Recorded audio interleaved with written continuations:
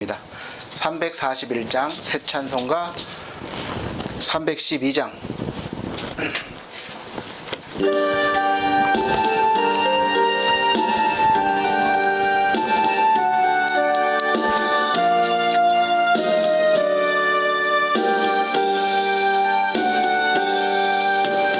너 하나님께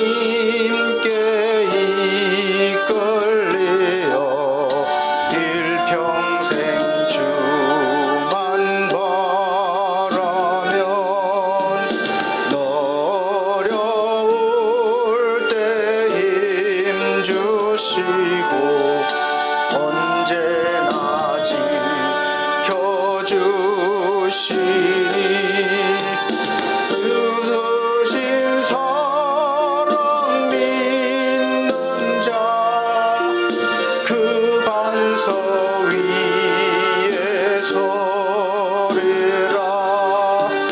너 설레는 맘 가다듬고 희망 중 기다리면서 은혜로신 주의 뜻과 사랑에 만족하여라. 우리를 불러주신 주 마음의 소원 나신다. 주 찬양하고 기도하며 내 본분 힘써다하라. 주 약속하신 모든 은혜 내게서 이루어지리라. 참되고 의지하는 자 주께서 기억하시니.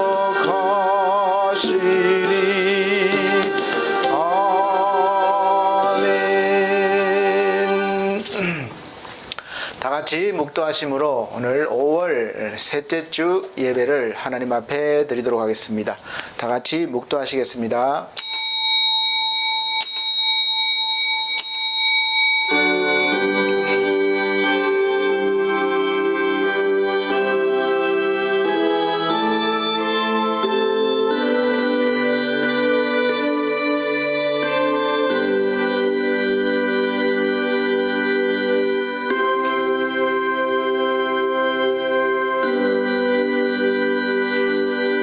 나의 힘이 되신 여호와여, 내가 주를 사랑하나이다. 여호와는 나의 반석이시요 나의 요새시요 나를 건지시는 자시요 나의 하나님이시요 나의 피할 바이시요 나의 방패시요 나의 구원의 뿌리시요 나의 산성이시로다. 내가 찬송받으실 여호와께 아뢰리니 내 원수들에게서 구원을 얻으리로다. 아멘. 찬송가 9장으로 찬송드리겠습니다. 다같이 찬송가 9장, 새 찬송가는 8장입니다. 찬송가 9장, 새 찬송가는 8장.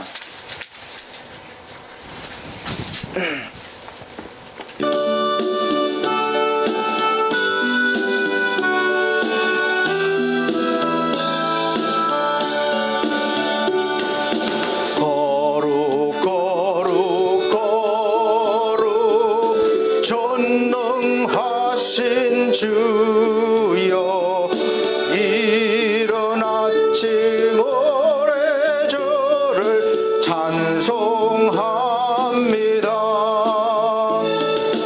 거룩 거룩 거룩 자비하신 주여, 성삼위일체 우리 주로다. 거룩 거룩 거룩 주의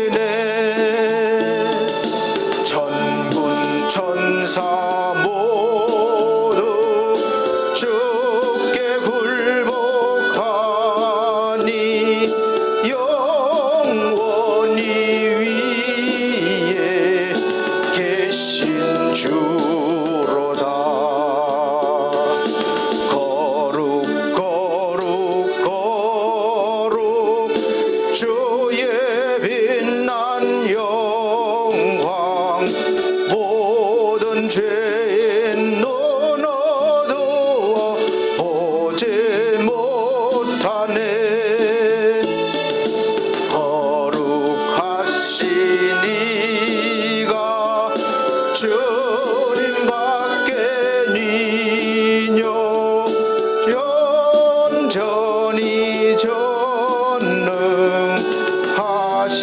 주로다. 거룩 거룩 거룩 전능하신 주여 천지 만물 모두 주를 찬송합니다. 거룩 거룩 거룩 전능하신 주여 성삼일체 우리 주로다. 아멘. 성시교독 15번입니다. 교독문 15번. 찬송가 뒤에 교독문. 성시교독 15번입니다. 시편 51편.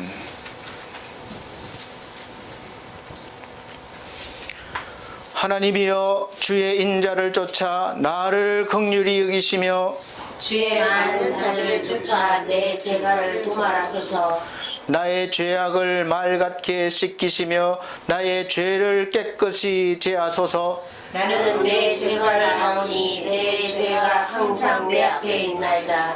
내가 주께만 번제하여 주의 목전에 악을 행하였사오니 주께서 말씀하실 때 의로우시다 하고 판단하실 때 순전하시다 하리이다. 내가 죄악 중에 출생하였으며 모친이 죄 중에 나를 잉태하였나이다. 우설초로 나를 정결케 하소서. 내가 정하리이다. 나를 지키소서. 내가 눈보다 희리이다. 하나님이여 내 속에 정한 마음을 창조하시고 내 안에 정직한 영을 새롭게 하소서. 아멘. 사도신경으로 다 같이 신앙 고백 드리도록 하겠습니다. 나는 전능하신 아버지 하나님 천지의 창조주를 믿습니다. 나는 그의 유일하신 아들 우리 주 예수 그리스도를 믿습니다. 그는 성령으로 잉태되어 동정녀 마리아에게 나시고 본디오 빌라도에게 고난을 받아 십자가에 못 박혀 죽으시고 장사된 지 사흘 만에 죽은 자 가운데서 다시 살아나셨으며 하늘에 오르시어 전능하신 하나님 우편에 앉아 계시다가 거기로부터 살아있는 자와 죽은 자를 심판하러 오십니다. 나는 성령을 믿으며 거룩한 공교회와 성도의 교제와 죄를 용서받는 것과 몸의 부활과 영생을 믿습니다. 아멘. 찬송가 83장, 새 찬송가 83장 다 같이 부르신 후에 기도하는 시간을 갖도록 하겠습니다. 찬송가 83장, 새 찬송가도 83장입니다. 좀 찾아드려줘.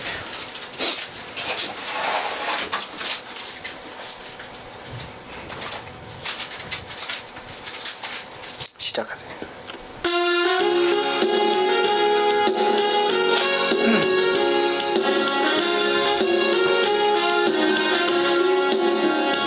나의 맘에 수심 구름 가득하게 덮이고 슬픈 마음을 속절없이 흐를 때 인자하고 부드러운 음성으로 부르사 나를 위로하리 누가 있을까.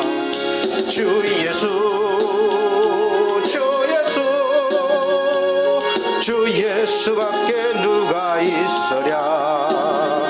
슬픈 낙심될 때에 내 친구 되시는 구주 예수밖에 다시 없도다.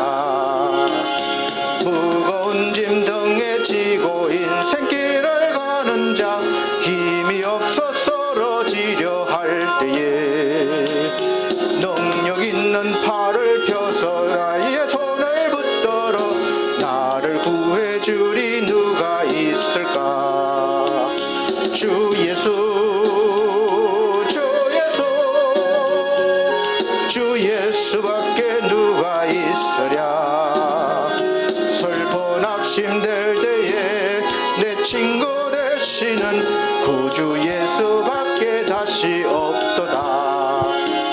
지은 죄를 돌아보니 부끄럽고 괴로워 자나깨나 맘에 화평 없을 때 주 한 죄인 용납하여 품에 안아주시고 깨끗한 맘 주시리가 누굴까. 주 예수 주 예수밖에 누가 있으랴. 슬퍼 낙심될 때에 내 친구 되시는 구주 예수밖에 다시 없도다. 요단강을 건너가서 지음성을 향할 때 나와 항상 동행하리 누굴까. 두려움의 검은 구름 모두 헤쳐버리고 나의 갈 길 인도하리 누굴까. 주 예수 주 예수밖에 누가 있을까. 내 친구 되시는 구주 예수밖에 다시 없도다. 아멘. 다 같이 기도하는 시간을 갖도록 하겠습니다. 사랑과 은혜가 많으신 우리 아버지 하나님, 세상에서 많은 환난과 어려움 가운데 지켜주시고 또 한 주간 이렇게 은혜 가운데 지내다가 우리 하나님의 품에 하나님의 전에 나오게 하심을 감사합니다. 이 시간 우리의 죄와 허물을 다 용서해 주시고 하나님의 은혜로 가득 채워 주시기 원합니다.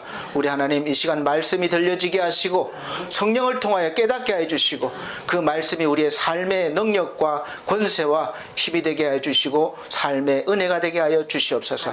그래도 우리가 담대히 복음 들고 이 세상 가운데 나가서 하나님의 자녀로서 잘 살아갈 수 있도록 도와주시고 사명자로 살아갈 수 있도록 도와주시옵소서. 세우신 반석교회와 또 엘피스 제가복지센터와 반석 미디어 우리 아버지 선교를 위해서 기도합니다.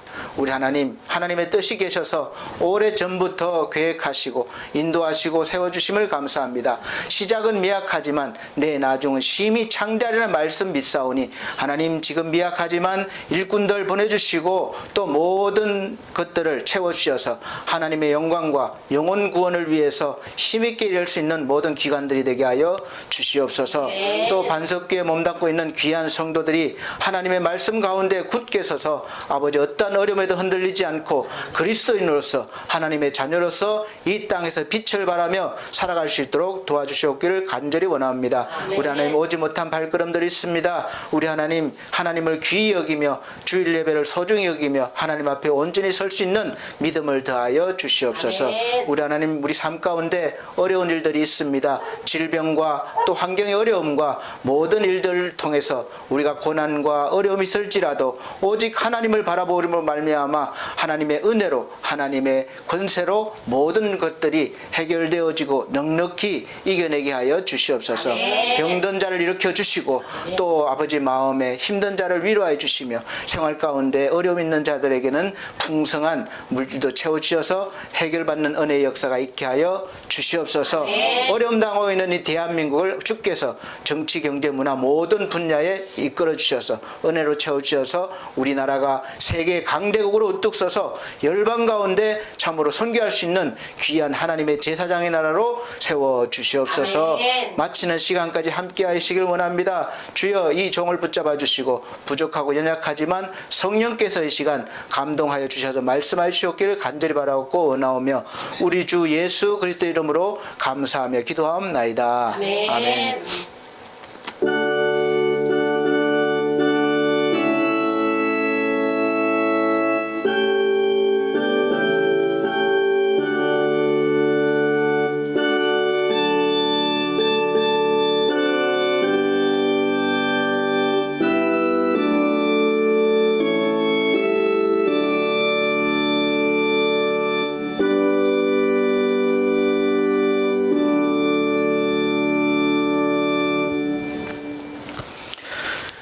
감사합니다. 성경 말씀 보시겠습니다. 성경 말씀은 고린도전서 4장 14절로 17절 말씀입니다. 신약 성경 고린도전서 4장 14절로 17절까지입니다.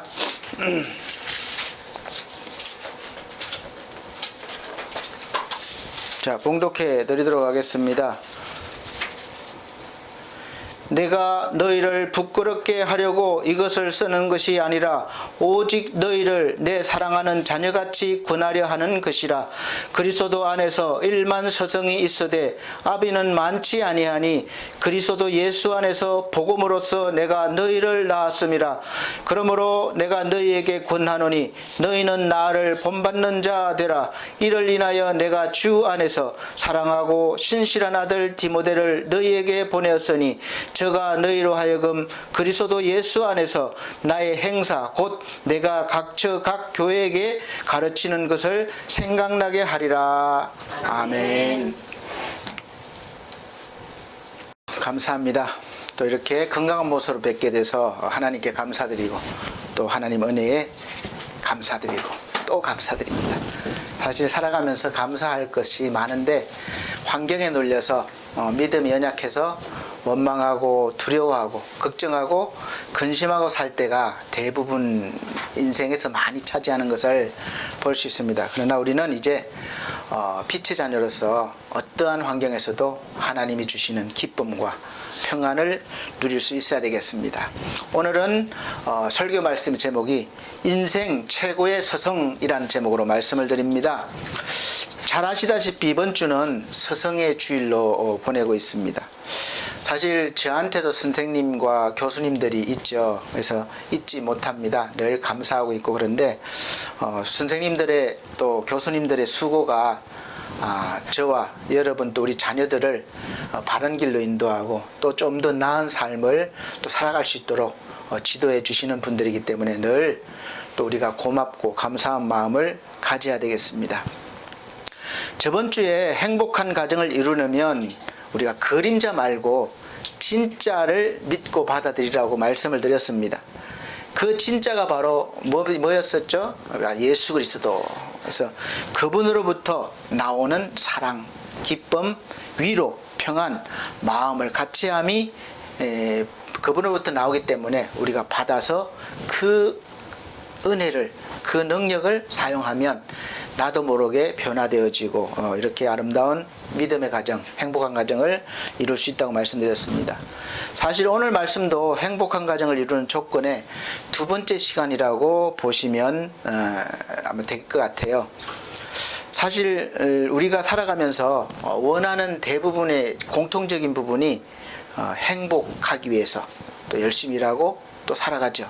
또 사랑받기를 원하고 사랑하기를 원하고 또 기쁨이 넘치고 또 소망이 늘 있기를 원합니다. 그래서 우리가 원하는 행복과 사랑과 기쁨과 이 소망의 근원이신 우리가 하나님을 알고 그분으로부터 모든 것이 나와요. 그러니까 하나님을 제대로 알고 하나님 앞에서 우리가 받을 자격이 없으니까 받을 자격을 있으신 예수 그리스도를 믿게 되면 그분 것을 우리가 자연스럽게 받아서 내 것이 된다고 말씀드렸어요.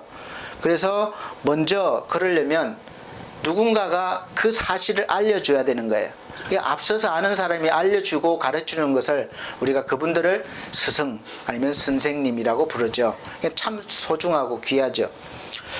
성경을 요즘 보면 알려준다고 해서 성경 공부합시다. 좀 은혜롭게 살기 위해서 좀 더 깊은 신앙생활을 위해서 성경 공부를 합시다. 그래서 많은 따라가는데 배웠는데 잘못된 서성인 줄 몰랐어요. 근데 따라가다 보니까 결국에는 자기도 모르게 이단이 되어 있고 또 엉뚱한 길로 와버리는 경우가 종종 있는 것을 볼 수가 있습니다. 지금도 어제도 들었는데 아는 분이 교회를 열심히 다니는데 거기가 신천지인 줄 몰랐대. 그러니까 자기가 다니는 교회가 어디에 속해 있는지 어떤 진리를 추구하는지 이걸 제대로 알아야 되는 거예요. 물론 그 아는 것도 하나님의 인도하심과 은혜가 있어야 됩니다. 바른 진리. 그래서 우리는 바른 복음을 듣기 위해서 옳은 길로 인도하는 좋은 옳은 믿음의 서성을 만나야 됩니다. 이것이 큰 참 복이에요.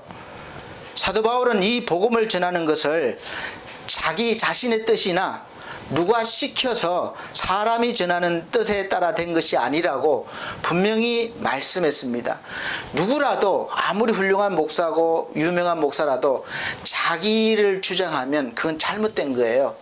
그래서 반드시 자기를 통해서 예수께로 연결이 돼야 되는 거예요. 우리는 그 역할이에요.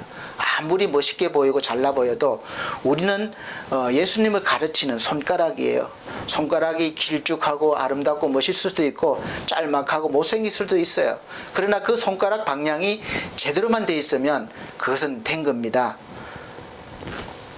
갈라디아서 1장 1절 말씀 보면 형제들아 내가 너희에게 알게 하노니 내가 전한 복음이 사람의 뜻을 따라 된 것이 아니라 이는 내가 사람에게서 받은 것도 아니요 오직 예수 그리스도의 계시로 말미암은 것이라 이렇게 말씀했습니다. 그리고 더 정확하게는 갈라디아서 1장 7절 8절에 다른 복음은 없다고 그래요. 다른 복음은 없나니 다만 어떤 사람들이 너희를 요란케 하여 그리스도의 복음을 변하려 함이라. 그러나 우리나 혹 하늘로부터 온 천사라도 우리가 너희에게 전한 복음 외에 다른 복음을 전하면 저주를 받을지어다. 아멘. 이렇게 말씀했습니다. 그리고 계속해서 9절에서도 계속해서 다른 복음을 전하면 저주를 받을 것이다. 이렇게 강력하게 경고를 했습니다. 그래서 우리가 막 좋아 보이는 따라가고 자기도 모르게 그렇게 주장하면 대단한 것 같지만 결국은 저주를 받는 것이죠. 무서운 말씀입니다. 그때 당시에도 이렇게 다른 복음을 전하는 자들이 있었다는 거예요. 지금도 마찬가지지만 다른 복음도 복음이 뭐예요? 복된 소식이에요. 그러니까 다른 복음도 처음부터 들어서 막 싫고 이런 것이 아니라 우리의 마음을 더 설레게 할 수도 있고 또 사로잡을 만한 그런 소식이기 때문에 사람들이 미혹되는 거예요. 처음부터 막 거부감이 생기면 누가 가겠습니까? 그런데 듣기에 보기에는 너무나 아름답고 듣도 보지도 못한 신비한 말씀이고 그러니까 쫓아가게 되는 거죠. 오늘 본문의 말씀은 고린도 교회에서 교회 지도자인 그 아볼로와 바울에 대해서 서로 다른 견해를 가진 사람들이 파가 나뉘어서 누가 옳다 서로 나는 이쪽 파다 저쪽 파다 이렇게 먹지도 못할 파를 갖다 나누고 있어요. 지금도 파가 많잖아요. 그래서 교회에서 보면은 장로파, 목사파 이래서 싸우는 교회도 많이 있는 것 같이 오늘 말씀도 마찬가지예요. 그래서 아볼로하고 바울하고 둘 다 훌륭한 지도자입니다. 근데 그들을 쫓는 사람들이 갈라진 거예요. 그래서 서로 직분에 대한 논란도 있고 뭐 사도의 직분이 있다 없다 사도 바울이 그렇다 이렇게 그런 논란이 있는 것을 보고 논란을 종식시키기 위한 말씀입니다. 결론부터 말하자면 아볼로나 바울이나 다 하나님의 동역자이다. 그래. 동역자이고 그 뿌리는 하나님으로부터 시작해서 예수 그리스도로 이어지고 그 다음에 사도들에게 이어졌기 때문에 아볼로나 바울이나 둘 다 누가 옳고 그르냐를 떠나서 둘 다 심는 일과 물 주는 일이에요. 그것이 다를 뿐 결국 그 자라게 하고 열매를 맺게 하는 분은 하나님이시라는 거니까 다투지 말고 서로 직분을 이해하고 협력하라는 걸 거예요. 그래서 이 목사는 이 일을 하고 저 목사는 저 일을 하는데 서로 막 싸우지 말고 다 이 사람은 물을 주고 이 사람은 또 심는 것 하고 이렇기 때문에 하나님이 결국은 다 그들을 통해서 자라게 하시고 열매를 거두신다는 거죠. 중요한 것은 오늘 말씀에 보면 말로만 가르치려 하는 그런 서성보다는 아버지 같은 마음으로 가르치는 사람이 되어야 된다 이런 거죠. 그래서 일만 서성보다 요즘 서성들이 얼마나 많습니까? 잘난 사람들 또 가르치는 사람들이 많아요. 그래서 그런 일만 서성보다 아버지가 되라. 아버지. 아비는 왜 아비가 되느냐? 생명으로 생명을 낳는 것이 아비예요. 고린도전서 4장 15절 보면 그리스도 안에서 일만 서성이 있어되 아비는 많지 아니하니 그리스도 예수 안에서 복음으로서 내가 너희를 낳았음이라 여기서 복음으로서 생명이에요. 복음이 생명, 살아있는 생명이에요. 그래서 복음을 들을 때 생명이 살아나잖아요. 그래서 이 생명으로서 내가 너희를 낳았다. 생명이 생명을 낳는 거예요. 그러므로 내가 너희를 권하노니 너희는 나를 본받는 자 되라. 이렇게 말씀했습니다. 여기서 바울이 얼마나 잘났으면 이렇게 생각할 수 있어요. 얼마나 잘났으면 자기를 본받으라고 할 수 있겠느냐. 우리가 살면서 나 좀 본받고 살아봐 이럴 사람이 별로 없어요. 아무리 훌륭한 사람도 부족한 부분이 있기 때문에 나를 본받고 살아라 그렇게 말할 수는 없는데, 바울은 여기서 당당하게 나를 본받는 자 되라 이렇게 말한 것은 바울의 인품이나 그가 가진 인간적인 것들이 그런 것이 아니라 예수 그리스도로부터 받은 생명의 말씀을 듣고 자기가 받은 그 생명을 다른 사람들이 받을 수 있도록 복된 소식을 전하는, 그런 복된 소식인 이 생명의 말씀을 전하고 가르치는 것을 본받으라는 거예요. 모든 동물은 생명을 유지하고 존속시키기 위해서 끊임없이 배운 것을 적응시켜야지 살아갈 수 있습니다. 그래야 살아가는 데 있어서 꼭 필요한 지식과 그래서 살아가는 데 있어서 꼭 필요한 지식과 기술을 가르쳐 주는 거죠. 동물들을 보세요. 그래서 어미나 아비가 동물들이 새끼가 어느 정도 이렇게 자랄 때까지 훈련을 시키고 자립할 때가 되면 아주 냉정해요. 먹이도 안 주고 그렇게 혼자 독립을 시킵니다. 왜냐하면 계속 부모를 의지하면 이게 살아갈 수가 없어요. 적응하지 못하고 금방 잡혀 먹히거나 죽고 맙니다. 그래서 우리가 가끔 나오는 애완견들도 젖을 먹을 때 이가 나고 깨물면 어머니가 굉장히 엄하게 막 짖고 못 이렇게 해요. 그러면 이제 그게 교육이라는 거죠. 그러한 교육이 있어야 된다는 거죠. 대부분의 그런 동물들은 부모에게 배우고 사회성을 가지고 있는 동물들은 무리나 다른 동료들을 통해서 배웁니다. 그 중에서도 가장 탁월하고 영적인 존재인 우리 인간도 마찬가지예요. 부모가 늘 하나님을 바라보고 의지하고 하나님으로부터 오는 좋은 것들을 자녀들에게 주게 되면 자녀들도 자연스럽게 부모로부터 배운 신앙으로 부모님들이 이 땅을 떠나게 될지라도 계속해서 하나님을 믿고 하나님을 의지하고 하나님께 영광을 돌리며 살아가게 될 거예요. 자녀에게 우리가 지식과 기술을 가르쳐서 사회에서 성공적인 인생을 살 수 있게 해주는 것도 좋지만 더 좋은 교육은 신앙을 전수해 주는 것이라고 믿습니다. 그래야 자녀들이 부모가 없더라도 늘 하나님을 떠나지 않고 하나님 의지하고 하나님을 바라보고 살고 또 하나님으로부터 받은 복으로 살 수 있기 때문에 그렇습니다. 요즘 세대에 와서 교육에 대한 그런 열의가 많고 또 그러다 보니까 이 교육 제도나 이런 데 대한 비판도 많아요. 그래서 교수나 선생님들에 대한 부정적인 평가도 굉장히 많습니다. 그러나 비판하기 전에 저는 이렇게 봐요. 우리가 살펴봐야 할 것은 가정에서부터 부모 교육이 있어야 된다는 거죠. 이게 다 사라졌다는 거예요. 교육이 한번 이렇게 제도를 만들 때 100년을 바라보고 계획을 세우는데 100년 교육부에서 계획을 세울 때는 근데 이 100년을 바라보고 정책을 세워야 할 만큼 중요하게 바라보고 있습니다. 그러나 그 전에 우리가 가정에서의 교육이 살아나고 회복되어질 수 있다면 최고의 교육 시스템이 될 수 있을 것이라고 봐요. 교육이라고 하면 우리가 꼭 지식만을 말하는 게 아닙니다. 예전의 서성은 학교에서 교육하는 선생님들이나 교수님들이 대부분이었어요. 저 다닐 때만 해도 학원이 별로 없었기 때문에 선생님 하면 당연히 학교 선생님, 교수님 하면 대학교 교수님들 이 분들밖에는 별로 생각이 없었어요. 그런데 우리 인간의 그 문화가 발전하면서 우리 인간의 욕심이 만들어낸 시스템이 바로 이 사교육이에요. 학원 문화. 남들보다 더 가르치고 뛰어나게 만들려는 그러한 문화가 만들어졌고, 그래서 사교육이 생겼습니다.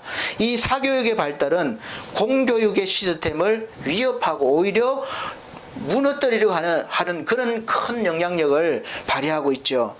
그리고 요즘은 마음만 먹으면 어디에서라도 배울 때가 너무 많은 거예요. 학원도 많지만 뭐 하다못해 복지관에서조차도 가르치는 게가 되게 많습니다. 그리고 인터넷만 검색해 봐도 내가 모르는 거 단어만 쳐도 거기에 대해 수도 없이 막 떠가지고 나를 가르쳐 주는 거예요. 인격이 없지만 어떻게 보면 선생이죠. 스승이죠. 내가 모르는 것을 거기서 배울 수 있으니까. 과연 인격이 없는 그런 선생이나 스승으로부터 배운 우리 저나 또 자녀들은 어떻게 되겠습니까? 거기에서 우리에게 꼭 필요한 인격을 배우게 해주고 도덕과 양심을 지키는 것을 배우게 하지는 않습니다. 지식은 많이 알려주죠. 좀 과장되게 말하면 이제 학교는 교육보다는 그냥 졸업장이 필요하기 때문에, 학력이 필요하기 때문에 다니는 거라고 인식할 정도로 그렇게 변하고 말았어요. 요즘 학원에서 공부하고 학교 가면 잠잔대. 그래서 선생님들 교육 이렇게 가르칠 때 보면 학생들이 다 그냥 책상에 엎드려서 자는 것을 가끔 TV나 이런 데서 볼 수 있어요. 왜냐? 학교에서 가르치는 것보다 학원에서 배우는 것이 더 지식이 수준이 높기 때문에 그래요. 학교엔 배울 게 없으니까 그냥 졸업장이 필요한 거예요. 그러니까 다니는 겁니다. 이러니까 교육자들에 대한 존경한 마음이나 이런 게 생길 수가 없죠. 이제 코로나 바이러스로 인해서 온라인 교육이 시작되었고 아마 이건 없어지지 않을 거예요. 이미 시작된 것은 더 발전하면 발전했지 없어지진 않아요.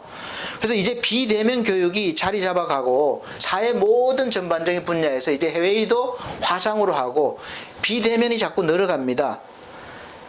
그렇게 될 때 과연 우리 인생에서 정말 존경할 만한 그런 교육자를 만나기란 쉽지가 않겠죠. 하늘의 별 따기일 거예요.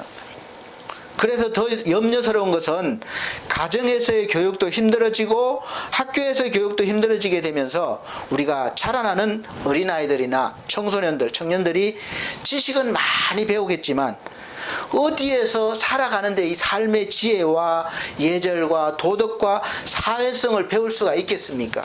이것이 염려되는 거예요. 제가 어렸을 때 청소년 때나 청년 때 되돌아보면 삶의 지혜와 예절에 대한 교육, 사회성은 어디에 가서도 찾아볼 수 있을 정도로 자연스럽게 다 이렇게 만연해 있었어요. 그래서 배울 수가 있었습니다. 지금 40대 이후의 어른들은 한번 생각해 보세요. 예를 들면 부모님께는 물론이고 어른들께 인사하는 건 기본이에요. 우리 동네 어른들 보면 뭐 안면이 있으면 무조건 인사하는 거예요.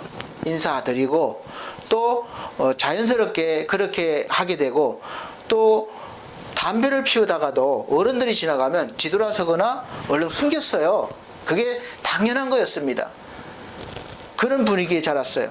식사할 때도 부모님이 먼저 수저를 들고 드신 다음에 우리는 먹는 거를 배웠기 때문에 그것이 어른을 존중하고 대접하는 거라고 생각해서 그렇게 했습니다.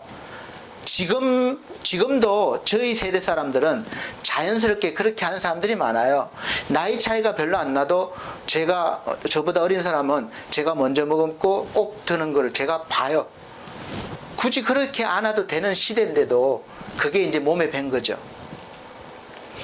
어른을 공경하고 또 선배를 이렇게 윗사람을 대해주는 것 굉장히 중요해요. 어떻게 생각하면 그런 것들이 뭐 고리타분하게 생각되고 우습게 생각되고 지금 문화에 뭐 그런 것이 필요하냐 이렇게 여길지 모르지만 이거 자체가 한 가지뿐만 아니라 이 모든 것들이 삶의 질서가 연결이 되는 거예요. 삶의 질서는 어른을 공경할 때 생기는 것입니다. 여기서 어른은 꼭 나이가 든 사람만을 말하는 게 아니에요. 자기보다 윗사람이나 무엇을 가르쳐주는 스승이나 또 선배가 될 수도 있겠습니다. 우리가 어른을 공경하고 선배를 윗사람으로 대해주는 것은 우리가 보다 좋은 사회를 이루는 기본적인 바탕이 됩니다. 요즘 세대에서 뭐 그런 걸 찾느냐 이렇게 할지 모르지만 이런 것은 우리 사회의 가장 기본적인 질서라고 할 수가 있습니다. 그것이 힘이에요. 사회의 힘. 그런 것이 무너지면 기반이 다 무너지는 것이 되는 거죠. 이런 기본을 자꾸 무시하니까 사회의 기본 질서나 도덕이 무너지고 우리가 어떻게 저런 일이 일어날 수 있는가 하는 일들이 계속 더 많아지는 거예요. 여러분, 저희가 몸담고 있는 노인 관련된 그런 기관에 일하려면 기본적으로 요즘에 받아야 될 것이 없던 것이 생겼어요.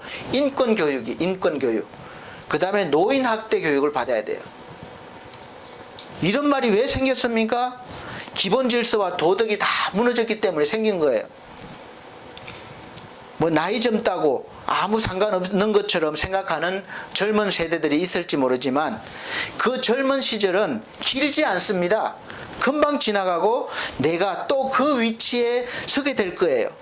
근데 심는 대로 거둔다는 성경의 진리의 말씀처럼 그렇게 살면 나도 그런 대접을 받게 될 수밖에 없는 거죠.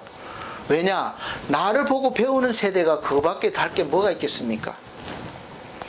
금방 후배가 들어와서 자꾸 밀어내고 금방 세월이 지나가서 어른이 되고 또 노인이 되는 것이죠. 그렇게 될 때 똑같이 후배에게 무시당하고 젊은 사람들에게 학대를 당하게 될 겁니다. 이런 일들이 다 남의 일 같지만 사실 다 저나 여러분에게 곧 닥쳐올 일이기 때문에 사회에서 훌륭한 서성이 있어야 돼요. 서성, 가르치는 분이 있어야 돼요.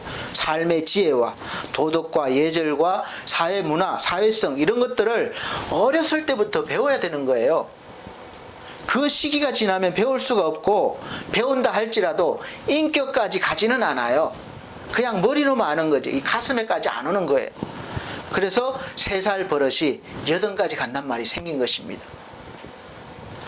하나님은 인간이 사회를 구성하고 살아가는 데 있어서 꼭 필요한 법을 주셨는데 바로 십계명입니다. 그 십계명 중에 지식에 대한 것은 없어요. 보면 다 인간의 인격과 예절과 도덕에 대한 것이에요. 그래서 제1계명부터 4계명까지는 인간이 어떻게 기본적으로 가져야 될 건지 살아가야 될 건지 하나님을 어떻게 섬겨야 되는 건지를 알려주셨어요. 왜냐하면 우리 인간은 하나님과의 관계가 바르게 된 다음에야 하나님을 잘 섬길 때 인간다운 삶을 살 수 있기 때문에 그렇습니다. 그 다음 바로 시작되는 5계명부터 10계명까지는 사람과의 관계에 대해서 말씀하신 거예요. 그 중에서 가장 우선순위가 아시다시피 내 부모를 공경하라 이렇게 시작되고 있습니다. 공경해야 된다는 것은 우리가 단순히 그냥 섬기라는 것이 아니에요. 공경해야 된다는 것이 아니라 이 공경하라 이는 하나님의 명령이에요. 공경해봐라 이게 아니라 공경하라 하라. 그만큼 부모를 공경하는 것은 중요하기 때문이고 또 어렵기 때문에 그래요. 우리가 부모를 무시하고 사회에 나가서 무엇을 한다 한들 제대로 되겠습니까? 에베소서 6장 2절에 3절 보면 출애굽기 2장 12절 말씀을 인용해서 이렇게 말씀했습니다. 내 아버지와 어머니를 공경하라. 이것이 약속 있는 첫 계명이니 이는 내가 잘되고 땅에서 장수하리라. 아멘.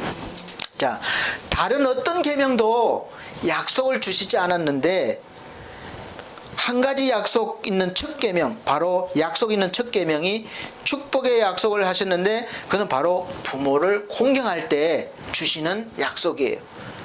그만큼 부모를 공경하기가 쉽지가 않기 때문에 그렇습니다. 어려운 거죠.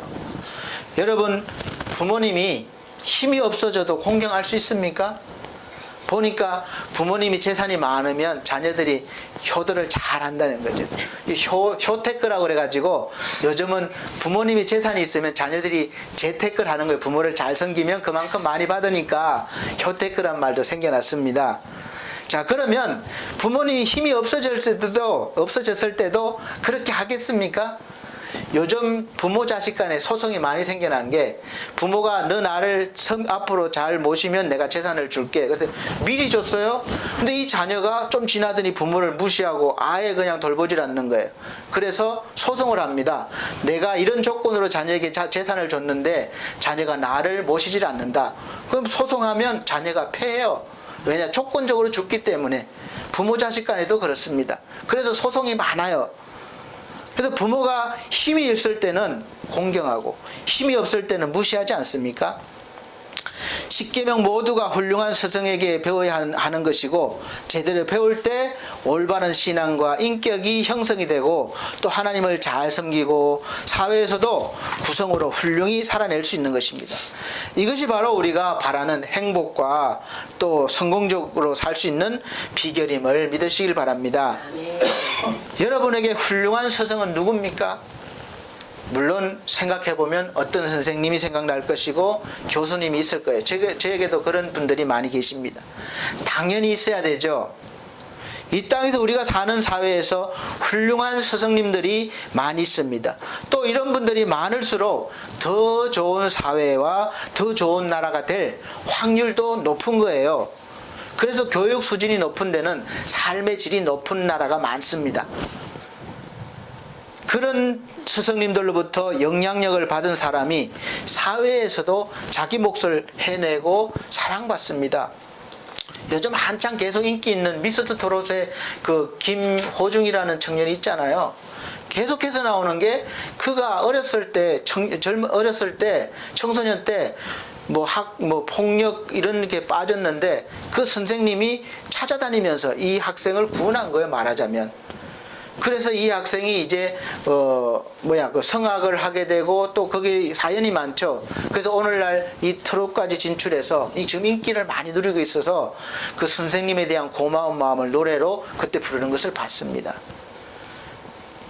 이렇게 인생에서 정말로 만난 그 스승은 우리 인생을 변화시킬 만한 그러한 능력이 있는 거예요.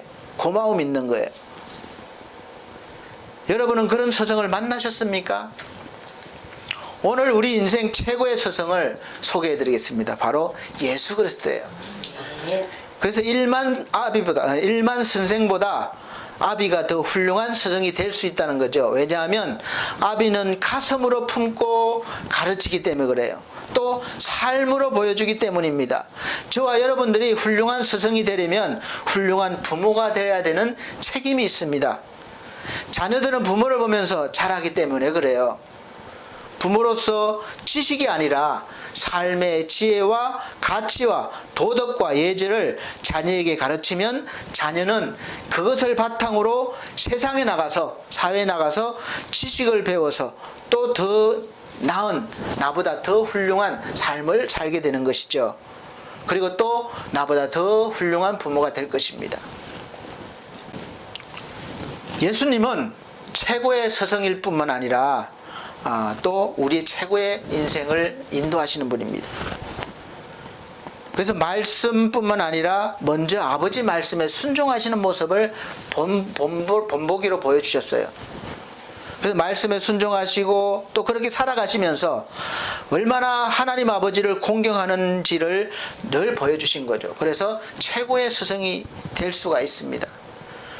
얼마나 아버지 하나님을 공경하고 순종하시는지, 아버지의 뜻이라면 십자가를 지기까지 하시고 죽기까지 하셨습니다. 그분의 짧은 33년의 인생은 오직 하나님의 뜻을 이루기 위한 삶을 사신 것이죠. 그리고 우리가 본받아 그 길을 가도록 따르도록 계속해서 말씀해 주시고 인도해 주시고 가르쳐 주신 것이죠. 그래서 그분 말씀만 잘 들으면 우리가 사는데 아무 문제 없어요. 정말 행복하게 살 수 있습니다. 그렇게 안 따르니까 자꾸 문제가 생기고 힘들어지는 거예요. 여러분 예수 그리스도를 만나시고 예수께 배우세요. 그러면 여러분은 자연스럽게 부모를 공경할 수 있는 은혜와 힘이 주어지고 사랑이 주어지고 또 사회 구성원으로서 어른들을 자연스럽게 공경할 마음도 생기고 또 선배를 존중하고 도덕과 예절을 갖춘 정말 사람다운 사람이 될 것입니다. 예수 그리스도는 최고의 스승이기 때문에 여러분들이 우리 어린아이들이 초등학교를 졸업하거나 또 중학교를 졸업하거나 고등학교를 졸업하고 대학교를 졸업해도 또 사회에 진출해도 여전히 이분은 나의 옆에서 바른 길로 인도하시고 또 복받을 길로 인도해 주시는 훌륭한 스승으로 살아계시는 거죠. 계시는 거죠. 동행하시는 거죠. 그래서 우리 인생이 더 아름다운 인생이 될 것이고 가정은 화목하고 또 사랑이 넘치고 또 여러분이 몸담고 있는 직장은 사회는 더 살기 좋아지는 그런 사회가 또 직장이 될 것입니다. 네. 이분을 모셔야 돼. 그래서 최고의 스승이시에요. 왜냐하면 최고의 어떤 훌륭한 선생님도 그 어떤 훌륭한 교수님도 그 어떤 훌륭한 선배도 계속해서 저와 여러분과 함께 하지 못해요. 한계가 있어요. 어느 일정 부분은 영향력을 줄지 모르지만 계속해서 내가 인생을 다 사는 그날까지 나를 가르치거나 인도하거나 이런 스승으로서의 역할을 하지 못해요. 그러나 예수 그리스도는 이제는 본인뿐만 아니라 본인의 몸으로 못 오시니까 이제 성령으로 영으로 오셔서 우리가 세상 사는 그날까지 영원히 함께 하시고 지도하시고 인도하신다고 약속하셨고 실제로 그 약속이 이루어진 거죠. 그래서 영원토록 여러분이 하나님을 공경하고 바른 관계를 가져서 하나님께서 주시는 온갖 좋은 것들을 누리게 하시고 그래서 가정과 사회생활도 정말 잘할 수 있도록 인도해 주시기 때문에 이 정도면 최고의 스승 아닙니까? 예수께서 가장 훌륭한 스승이 되시는 이유는 하나님을 아버지로 삼고 무엇이든지 그 아버지께 구할 수 있는 그 길을 열어주신 거예요. 방법을 알려주신 거예요. 이것이 너무 좋은 거죠. 지금까지는 그 누구도 이 방법을 알려주지 못해서 우리 인간이 하나님 앞에 가서 무엇인가를 인정받고 좋은 것을 좀 받아오려면 엄청난 노력을 해야 되는 거죠. 완벽해야 되는 거죠. 그런데 아무도 그걸 한 사람이 없어요. 그 길을 열어본 사람이 없어요. 끝까지 간 사람이 없어요. 가다가 끊어지고 가다가 중지한 거죠. 그리고 사실 그 길을 간다 해도 끝이 없는 길이기 때문에 우리 인간은 도저히 그 길은 열 수가 없는 거예요.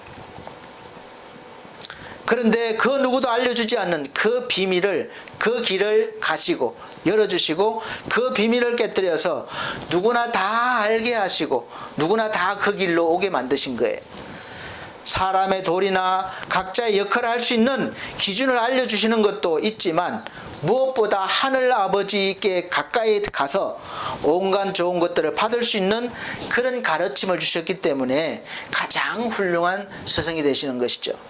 그래서 예수 그리스도를 알고 믿고 의지하면 이제 하나님의 보좌 앞에 우리가 감히 그분 앞에 담대히 나갈 수 있는 또 나갈 뿐만 아니라 요구할 수 있는 그 길을 우리가 가게 되는 것이고 또 그 길로 하나님을 만날 수 있게 되는 것이고 그 방법을 해놓으셨다는 거예요. 알려주셨다는 거예요.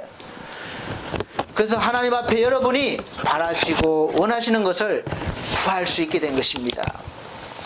그래서 요한복음 14장 13절로 14절 이렇게 말씀하셨습니다. 예수께서 말씀하셨어요.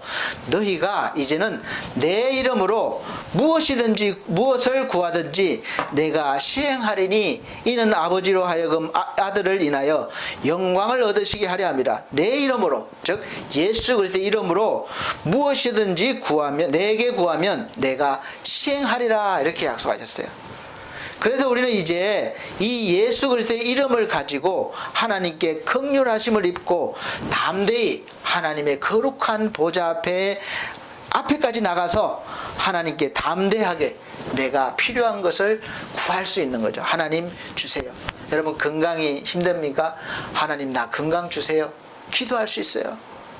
하나님 나 물질 주세요. 하나님 이 문제 해결해 주세요. 감히 우리가 하나님 앞에 보좌 앞에 나가서 구할 수 있게 된 거죠. 그리고 예수 이름을 구할 때 기꺼이 시행하리라 약속까지도 받았습니다. 얼마나 감사합니까? 여러분 오늘 저와 여러분들의 인생에서 최고의 스승이신 바로 예수 그리스도를 만나시고 또 그분을 스승 삼기를 바랍니다. 이미 만나신 분들은 계속해서 지도를 받으세요. 관계를 가지시고 더 깊은 관계를 가지시고 은혜도 받고 인도하심을 받으시길 바랍니다. 계속해서 예수를 알기 위해서, 그분의 말씀을 듣기 위해서, 배우기 위해서 애를 써야 하고 노력해야 됩니다. 가만히 있으면 안 돼요. 그분 안에 우리가 그토록 바라고 원하는 행복한 인생이 있습니다. 성공한 인생이 있습니다. 우리가 그렇게 살 수 있는 비결을 배울 수 있기 때문에 그렇습니다. 최고의 스승인 예수 그리스도를 만나시고 그에게 배우시고 그의 제자의 삶을 사는 사람은 무엇보다도 살아가면서 환경과 어떤 것에 치우치지 않고 늘 행복이 넘치고 또 가정이 행복하고 사회생활에 더 능력 있게 또 활력이 넘칠 것입니다. 여러분, 이런 스승을 만나고 싶죠. 목사님 어디 가서 만났습니까? 보이지도 않는데 오늘 만나셨습니다. 아멘. 어디 있습니까? 모를지 모르지만 지금 말씀을 통해서 만나셨어요. 제가 늘 말씀드리잖아요. 하나님의 말씀이 곧 육신이 되어 오신 분이 예수 그리스도다. 예수 그리스도가 곧 하나님의 말씀이시기 때문에 그렇습니다. 그래서 우리가 믿음은 예수 그리스도의 말씀을 들을 때에 자연스럽게 믿음이 생기는 거예요. 왜냐? 이 말씀은 살아있어요. 생명이에요. 생명의 힘입니다. 그래서 말씀을 듣는 순간 여러분들은 이미 예수님을 만난 거예요. 이것이 복음입니다. 뭐 어디 가서 막 찾고 그러지 마세요. 그래서 믿음은 예수 그리스도의 말씀을 들을 때에 자연스럽게 생겨나는 것입니다. 그래서 드러나는 거예요. 오늘 말씀을 듣고 깨달으셨다면 이제 예수 그리스도를 만나신 것임을 믿으시길 바랍니다.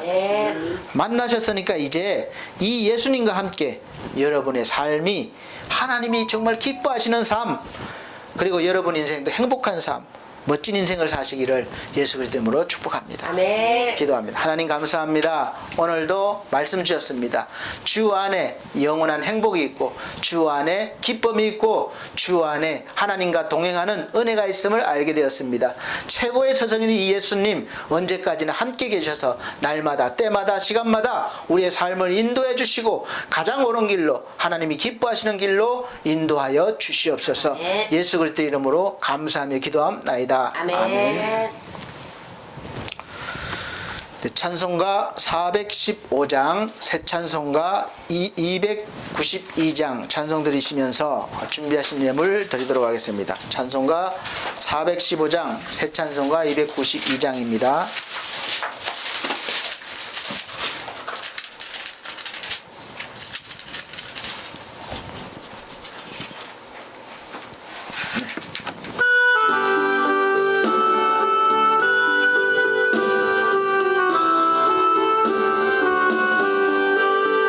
주 없이 살 수 없네 죄인 내 구주여 그 귀한 보배 피로 날 구속하시니 보조의 사랑으로 날 대신 보혈이 내 소망 나의 위로 내 영광 됩니다.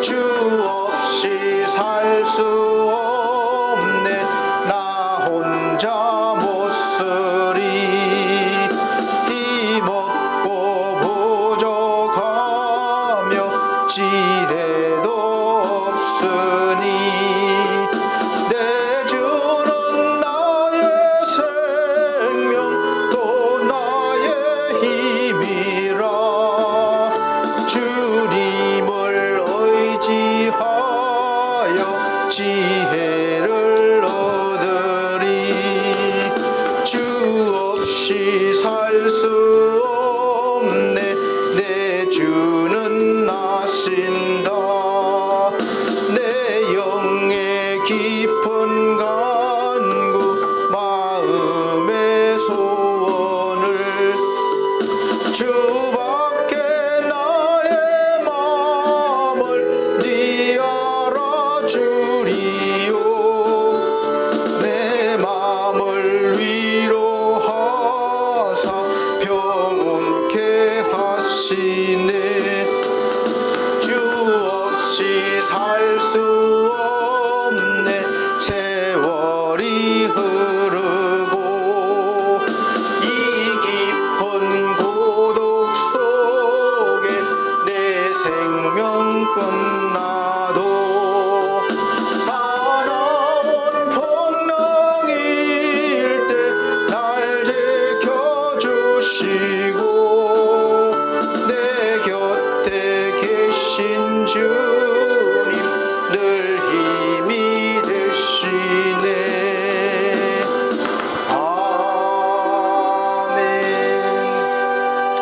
드립니다. 아버지 하나님, 하나님 은혜 감사해서 11조 드렸습니다. 주정헌금 드렸습니다. 건축 예물과 선교 예물 드렸습니다. 또한 감사 예물 드렸습니다. 권순란 선생님 어려운 가운데 선교 예물 드렸습니다. 또 맑은 물 재가복지센터 하나님 앞에 감사 예배 헌금을 드렸습니다. 귀한 손길들 하나님, 귀한 손길들 일일이 기억하시고 그들의 사정과 또 이들의 삶의 그런 소망들을 아쉬움에 하나님 채워주시고 날마다 하나님이 주시는 기쁨과 평안을 누리게 하여 주시옵소서. 예수 그리스도 이름으로 축복하고 기도함나이다. 아멘. 감사합니다. 또 안타깝게도 또 이태원 그 클럽에서 시작된 코로나가 또 생각외로 또 많이 번지고 있는 것 같지만 다행히 거기 관련된 지금 사람들만 이렇게 되는 것 같아요. 그래서 그래도 뭐 3차, 4차 전파까지 지금 뉴스에 나오니까 조심하셔야 됩니다. 완전히 종식될 때까지 마스크 착용과 손 소독 잘 해주시기 바랍니다. 그리고 우리 그 나오지 못하는 최희주 우리 귀한 영혼 그리고 또 기도해달라는 지상준 그 연약한 영혼들이 있습니다. 그래서 병과 또 연약함에서 벗어나서 하나님이 주시는 건강과 또 복을 누릴 수 있도록 기도해 주시기 바랍니다. 네. 61장 찬송 드리고 축도로 예배를 마치도록 하겠습니다. 새 찬송가 54장입니다.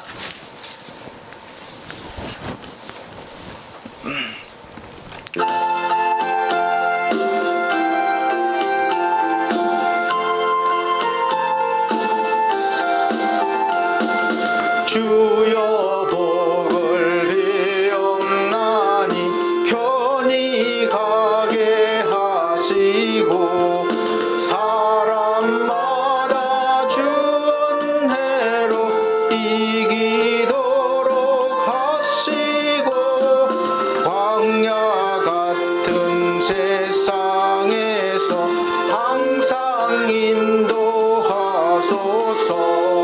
주의 복된 말씀 듣고 무한 감사합니다. 구원받은 주의 성도 열매 맺게 하시며 하나님이 우리 함께 항상 계시옵소서.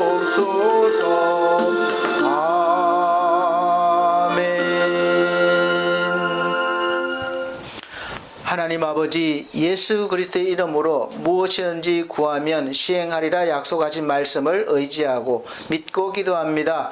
우리 연약한 영혼들을 일으켜 세워주시고 모든 질병에서 해방시켜 주시며 모든 환경적인 어려움에서 해방시켜 주셔서 마음껏 주의 영광을 주께 영광 돌리며 살 수 있도록 도와주옵소서. 특별히 세우신 우리 반석교회와 또 엘피스 재가복지센터에 속한 귀한 영혼들과 가족들을 구원하시고 주 안에서 복된 인생을 살아갈 수 있도록 복의 복을 더하여 주시옵소서. 네. 또 반석 미디어 교회를 세우기 위해서 하나님이 인도하심을 감사합니다. 돕는 귀한 김성곤 귀한 영혼 아버지 구원하시고 그 가정을 구원하시고 하는 사업에 복의 복을 더하여 주셔서 넉넉함으로 하나님께 영광 돌리게 도와주시고 동력자로 일할 수 있도록 축복하여 주옵소서. 네. 우리 하나님 감사합니다. 한 주간 살아가면서 늘 하나님께 영광 돌리는 존귀한 인생들이 되게 하여 주옵소서. 네.